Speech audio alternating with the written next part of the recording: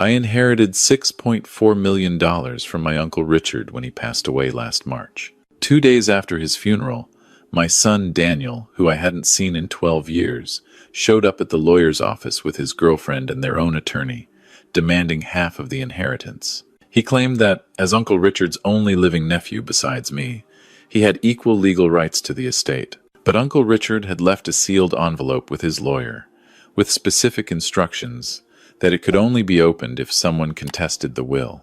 Let me back up. I'm 62 years old now, and Uncle Richard wasn't just my uncle, he practically raised me. My parents died in a car accident when I was 8, somewhere on the Trans-Canada Highway during a winter storm. Uncle Richard was my father's older brother, a tough-as-nails veteran who'd served in peacekeeping missions with the Canadian Forces. He never married, never had kids of his own. When my parents died, he didn't hesitate. He took me in, moved from his small apartment in Winnipeg to a modest house in Scarborough so I could stay in the same school, same neighborhood. He wasn't soft. Uncle Richard believed in discipline, hard work, and personal responsibility. He made me shovel the driveway every winter morning before school, made me get a part-time job at 15, taught me to balance a checkbook before I could drive. When I wanted to buy something, he'd say, "You want it? Save for it. No handouts. No shortcuts." I became an accountant because of him. Steady work, he said. Honest living.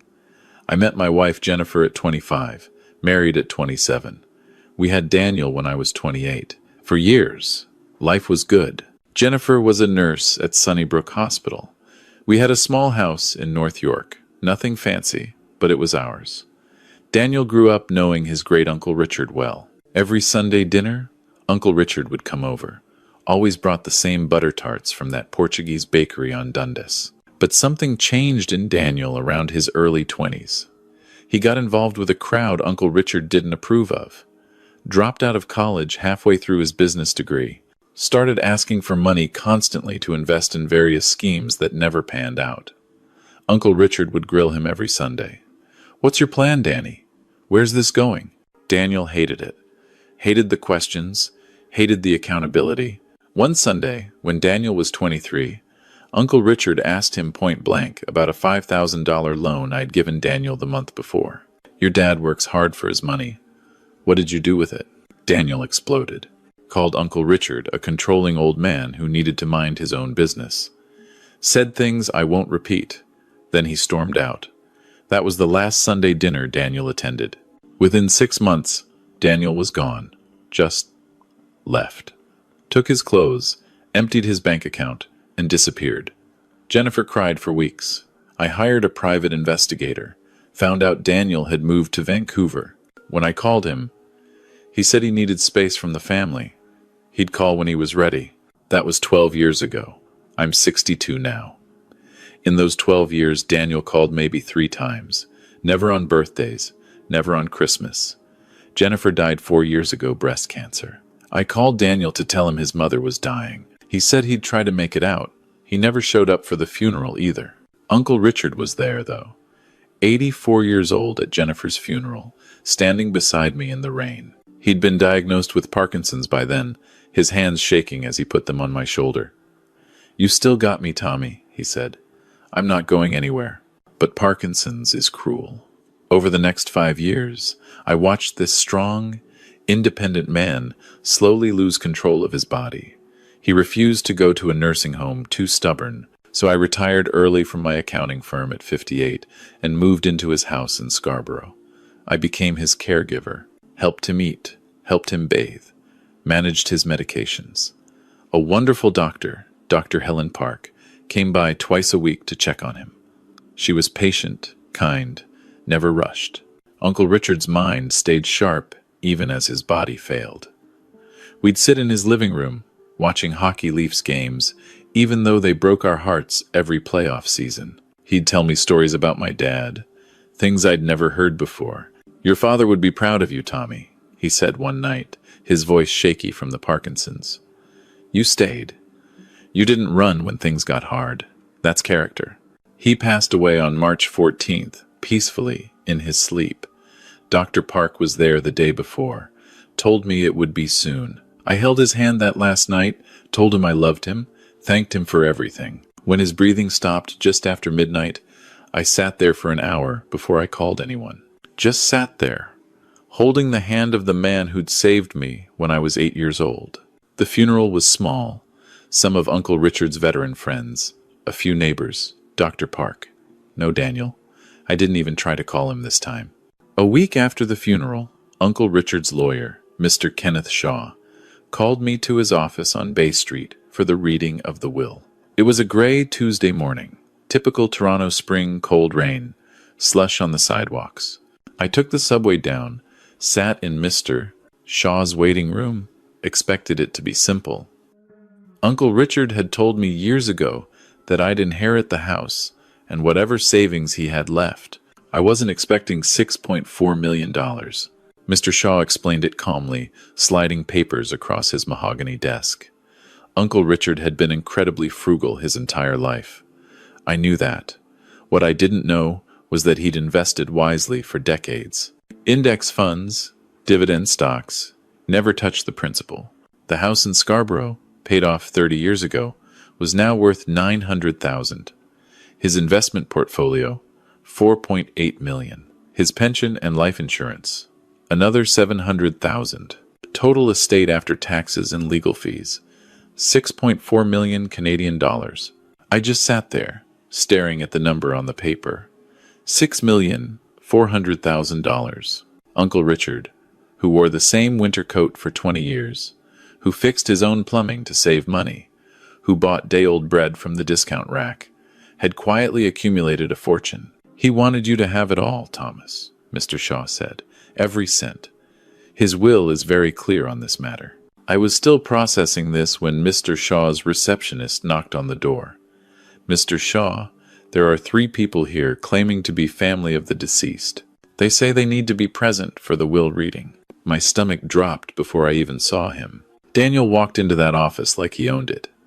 He'd changed heavier now, wearing an expensive-looking leather jacket, designer jeans. Behind him was a woman I'd never seen before, mid-30s maybe, blonde hair, carrying a Gucci purse, and behind her, a man in a suit carrying a briefcase. "Dad," Daniel said, not even looking surprised to see me, like we'd just talked yesterday, instead of 4 years ago, at his mother's funeral that he didn't attend. Daniel. I couldn't keep the coldness out of my voice. "I'm sorry I'm late," he said. Settling into a chair like this was all perfectly normal. Traffic from Pearson was murder. Vanessa and I just flew in from Vancouver this morning. He gestured to the blonde woman, who gave me a tight smile. "This is my fiancée, Vanessa, and our lawyer, Brett Morrison. No relation," he added with a laugh that made my skin crawl. Mr. Shaw cleared his throat. I wasn't aware there would be additional parties present. The lawyer, Brett, stepped forward. "Mr. Daniel Morrison is the nephew of the deceased, Richard Morrison. As next of kin, he has every right to be present for the reading of the will and to understand the distribution of assets." "The will has already been read," Mr. Shaw said carefully. "Mr. Thomas Morrison is the sole beneficiary." "That's not possible," Daniel said, and now his friendly mask slipped a bit. "I'm Uncle Richard's nephew, too. I have legal rights here." "You haven't seen Uncle Richard in 12 years, I said quietly. "That doesn't matter," Vanessa cut in, her voice sharp. "Family is family. Blood is blood. You can't just cut out your own nephew." "Actually," Mr. Shaw said, "in Canada, you absolutely can. Richard Morrison was of sound mind when he made this will. He specifically named Thomas Morrison as his sole heir. He left nothing to Daniel Morrison." Daniel's face went red. "That's insane. He was sick. He had Parkinson's. His mind was obviously not right. We're contesting this will." "Brett?" The lawyer pulled out papers from his briefcase. "We're filing a challenge based on undue influence and lack of testamentary capacity. Given Mr. Richard Morrison's Parkinson's diagnosis and Mr. Thomas Morrison's position as caregiver, there are clear grounds to argue that the deceased was not of sound mind and was potentially coerced." I felt like I'd been punched. "Coerced? I took care of him for 5 years. Changed his—" I stopped, too angry to continue. Mr. Shaw held up his hand. "Mr. Morrison, Daniel, you have the right to contest the will. However, I should inform you that Richard Morrison anticipated this possibility. He reached into his desk drawer and pulled out a sealed manila envelope. It had Uncle Richard's handwriting on it, to be opened only if Daniel contests the will. Daniel's eyes narrowed. What is that? I don't know, Mr. Shaw said. I was given strict instructions. If no one contested the will, this envelope was to be destroyed, unopened. But if anyone, specifically if Daniel Morrison, challenged the will, I was to open it in the presence of all parties. Open it, Daniel said. Mr. Shaw broke the seal. Inside was a letter in Uncle Richard's shaky handwriting and a USB drive. Mr. Shaw read the letter aloud. To whom it may concern. If you're reading this, it means Daniel has shown up after my death to claim money he did not earn and does not deserve. I am of completely sound mind. As I write this, Dr. Helen Park can attest to this, as she is witnessing my signature today. March 1st. I have Parkinson's disease, which affects my body, not my brain. I left everything to Thomas because he earned it. He stayed when everyone else left. He sacrificed his retirement, his freedom, his comfort to take care of an old man who couldn't button his own shirt. Daniel abandoned this family 12 years ago and never looked back. He did not visit when his mother was dying. He did not come to her funeral. He has not called me once in 12 years. However, I am not without mercy. The USB drive contains a video I recorded 2 weeks ago with Dr. Park present. It also contains a conditional bequest. Mr. Shaw plugged the USB drive into his computer and turned the monitor so we could all see. Uncle Richard appeared on screen, sitting in his living room, the same living room where we'd watched so many Leafs games. His hands were shaking, but his eyes were clear.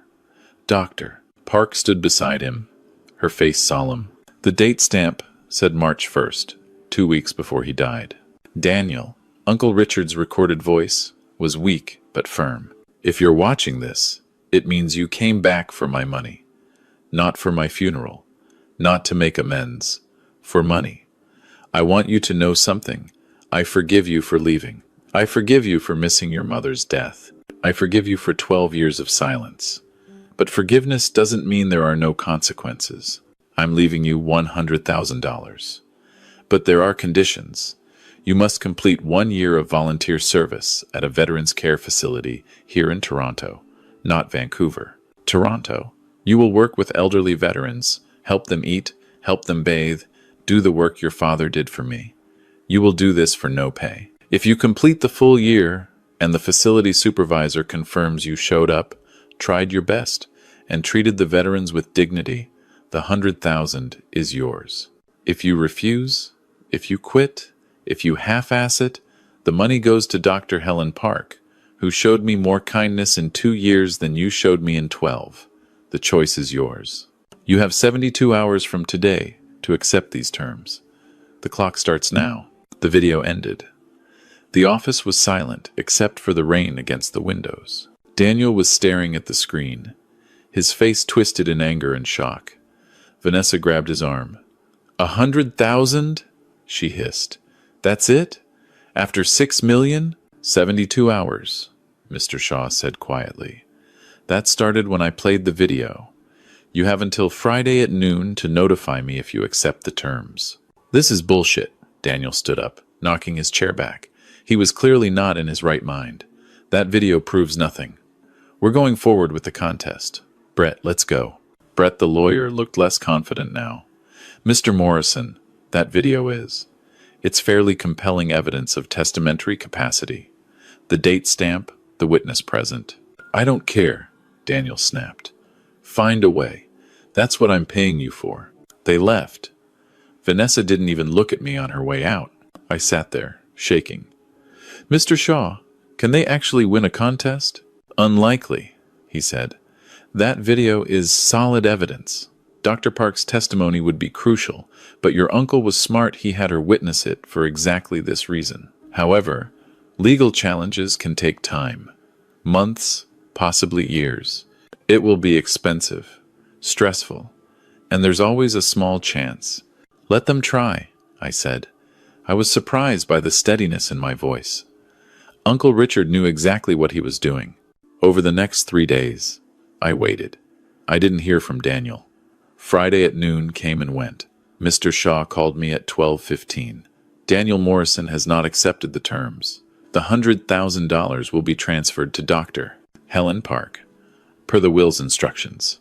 2 weeks later, I received notice that Daniel was moving forward with the will contest. His lawyer filed papers claiming undue influence, diminished capacity, and arguing that the video was recorded under coercion. It was all nonsense, but it was going to be a fight. The months that followed were exhausting. Depositions, medical records, testimony from Dr. Park.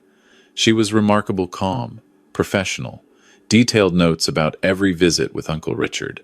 She testified that his mind had been sharp until the very end, that the Parkinson's never affected his cognition, only his motor functions. Daniel's lawyer tried to paint me as a manipulative son who'd isolated Uncle Richard and poisoned him against Daniel, but they had nothing to support it. No evidence, no witnesses. Meanwhile, I had years of medical records, Dr. Park's testimony, and that video. 7 months after Uncle Richard's death, the judge ruled. The will stood. Daniel's contest was dismissed. He was ordered to pay court costs $82,000. I thought that would be the end of it. But 3 days after the ruling, Daniel called me. First time I'd heard his voice in months. "Dad, can we talk?" I almost hung up, but something in his voice sounded different, smaller. "What do you want, Daniel?" I'm in Toronto. Vanessa left me. She left the day the judge ruled. Took half the money I had left after paying Brett and the court costs. I'm broke, Dad. I'm staying in some motel off the 401. I was wondering if we could meet. Just coffee, please. Against my better judgment, I agreed. We met at a Tim Hortons near my place in North York. Daniel looked terrible, unshaven, wearing a wrinkled shirt, eyes red. "I'm sorry," he said before he even sat down. "I'm so sorry, Dad. For everything. For leaving. For missing Mom's funeral. For the will contest." I was so angry, and Vanessa kept pushing, saying we deserved the money, and I let greed turn me into someone I don't recognize. I sipped my coffee, waiting. "Uncle Richard was right about everything," Daniel continued, his voice breaking. "I did come back for money. I didn't even really mourn him. I just saw dollar signs. And now I've lost everything. Vanessa's gone. I'm broke. I humiliated myself in court, and worst of all, I lost you. I lost the only family I had left. You lost that 12 years ago," I said quietly. "I know." He was crying now, not bothering to hide it. "I know I can't fix 12 years. I can't bring back the time with Mom. I can't undo the contest. But Dad, I want to try. I want to be your son again. Not for money. I know I don't deserve any of Uncle Richard's money. I don't deserve anything. But if there's any chance you'd let me try to make this right, I'll do whatever it takes." I looked at this broken man across from me, and somewhere under the years of anger and disappointment, I saw the little boy who used to help me shovel Uncle Richard's driveway on winter mornings. "Uncle Richard's offer still stands in my mind," I said. "Maybe not the exact terms, but the spirit of it. You want back in this family? You earn it. I'll help you find a job, honest work, nothing handed to you. You show up, you work hard, you prove you've changed. You do that for a year, a full year, no quitting, and we'll see where we are." "Anything," Daniel said. "I'll do anything." I made some calls. One of my old colleagues from the accounting firm ran a small property management company. They needed someone for maintenance work, fixing things, cleaning, showing apartments. It paid $48,000 a year. Not glamorous, but honest work. Daniel took it. And to my surprise, he stuck with it. I'd drive by job sites sometimes, see him in work clothes, actually working. He got an apartment in Scarborough, nothing fancy. Started seeing a therapist. Slowly, very slowly, we started having dinners again. Not every week like the old days, but once a month. As for Dr. Park, I called her after the trial ended. Took her for lunch to thank her for everything she'd done for Uncle Richard and for testifying. When I told her about the $100,000, she looked shocked. "I can't accept that," she said. "I was just doing my job." Uncle Richard wanted you to have it, I said. And honestly, Doctor, Park, you showed him dignity and kindness when my own son couldn't be bothered to call. Please, he'd want you to take it. She was quiet for a long moment. There's a gap in care for elderly veterans in this city. The VA facilities are overcrowded. If I took this money, I'd want to use it to start a program, maybe a day center, where veterans can get medical care, companionship, activities. Would that honor his memory? He'd love that, I said, and I meant it. She started the program 6 months later, called it the Morrison Veteran Center, named after Uncle Richard. It runs out of a renovated community center in Scarborough, serves about 30 veterans a week. Dr. Park asked if Daniel would be interested in volunteering there once a week. He's been doing it for 8 months now, helps serve lunch, plays cards with the vets, listens to their stories. Last month, one of the veterans, a 90-year-old Korean War vet named Frank, told me that Daniel reminds him of his own grandson. That young man's got a good heart, Frank said. You can tell he's working on himself. That takes guts. I told Daniel what Frank said. He cried. Good tears this time. It's been 1.5 years since Uncle Richard died. I used part of the inheritance to pay off my house, set up a scholarship fund at the college. Daniel dropped out of full-ride scholarships for students who've overcome adversity. I donated $1 million to the Morrison Veteran Center. The rest, I invested, following Uncle Richard's same strategy. Index funds, dividend stocks, don't touch the principal. Daniel and I have dinner every Sunday now. Sometimes at my place, sometimes at his apartment. It's not the same as it was before. Too much has happened, too many years lost. But it's something. It's a start. Last Sunday, Daniel brought butter tarts from that same Portuguese bakery on Dundas, the one Uncle Richard always went to. I remember these, I said. I know, Daniel said quietly. I thought maybe we could make it a tradition again, if that's okay. I took a bite. They tasted exactly like I remembered, like Sunday dinners and second chances, like family. Yeah, I said, that's okay. Uncle Richard taught me a lot of things over the years. How to balance a checkbook, how to change a tire, how to shovel a driveway efficiently. But the most important lesson took me 62 years to fully understand. Inheritance isn't just about money. It's about values. It's about showing up. It's about doing the hard things when nobody's watching. And sometimes, it's about knowing when someone's earned their way back home